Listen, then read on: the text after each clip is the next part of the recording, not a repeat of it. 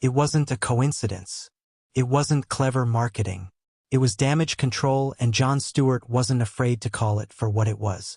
Without Meghan Markle even stepping foot on his set, the late-night host managed to strip the gloss off her Ever Rose brand launch and reveal the messy truth hiding behind the perfectly filtered Instagram shots.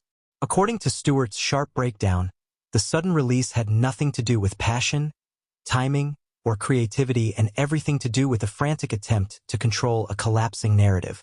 From the moment Ever Rose appeared online, the signs were there for anyone willing to look past the curated captions.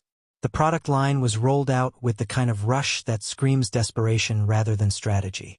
Industry insiders noted the absence of a proper build-up, no teaser campaigns, no gradual unveiling, just an overnight dump of heavily edited product photos. Stewart's commentary cut through the PR fog. This wasn't about launching a dream, it was about plugging a leak before the whole ship went under. Meghan's history of meticulously staged rollouts made this all the more suspicious. In the past, she thrived on anticipation, stringing audiences along with cryptic hints and carefully timed leaks. But Ever Rose was different. It didn't land like a passion project. It dropped like a lifeline. The timing came uncomfortably close to a series of public image setbacks, suggesting the launch was more about redirecting headlines than redefining a brand. Stewart didn't mince words about the marketing. He pointed out how Meghan's team flooded social media with influencer-style posts, but noticeably avoided hard questions from reputable media outlets. That's not how confident entrepreneurs act, that's how cornered celebrities behave when they know a skeptical press could dismantle their talking points in seconds. Every detail screamed of a rollout designed to bypass scrutiny, not to invite it. And then there's the product itself. Experts who reviewed the Ever Rose offerings quickly noted they weren't groundbreaking or unique, they were repackaged, off-the-shelf items wrapped in expensive branding. Stewart likened it to selling a glass of tap water with a gold straw, an image that stuck because it felt accurate. Behind the romantic imagery and lofty descriptions, the core of the brand felt hollow. This hollowness extended beyond the product to the story Meghan tried to tell. Ever Rose was framed as a deeply personal venture, a reflection of values, heritage, and artistry. But digging deeper revealed inconsistencies, outsourced production in places that contradicted her publicly stated values, questionable sourcing claims, and price tags that clashed with her so-called mission of accessibility. These weren't small oversights. They were contradictions that hinted at a project built to sell an image, not a belief. What Stewart's segment did so effectively was strip away the performance. He reminded viewers that Meghan has a history of presenting polished narratives that crumble under sustained examination. Ever Rose wasn't an isolated misstep, it was part of a pattern of prioritizing optics over authenticity, of chasing applause rather than building substance. By the time Stewart was done, the illusion had collapsed. Without Meghan even appearing on his show, her absence became part of the story. The woman who claims to embrace openness and conversation had, once again, chosen controlled distance over unscripted engagement. It was a launch without conviction, a brand without a backbone, and thanks to Stewart's unflinching breakdown, the public got to see it for exactly what it was. This wasn't a roast. It was a reality check. And in the age of overpolished celebrity branding, reality is the one thing Meghan Markle seems least prepared to handle. You ever see a celebrity launch a product so suddenly, you wonder if they just found it in the back of a closet and thought, why not? That's what Ever Rose feels like. One day nothing. The next, bam. Meghan Markle's new lifestyle brand floods your feed like a pop-up ad you didn't click on.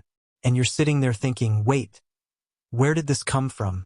And more importantly, why does it feel like it came with the same urgency as a recall notice? Stewart didn't need her in the chair across from him to dissect this thing. He just held it up to the light, gave it a shake, and surprised you could hear the hollow rattle of a brand built for distraction, not devotion.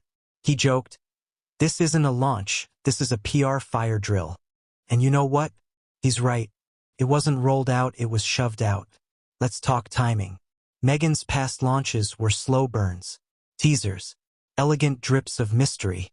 But Ever Rose? This thing dropped faster than a politician's approval rating after a leaked email. No lead-up, No hype, no build-up, just an overnight dump of glossy, over-filtered pictures. It was less grand unveiling, and more quick.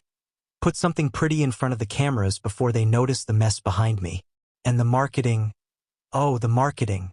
Her team didn't do interviews with journalists who might ask inconvenient questions. No.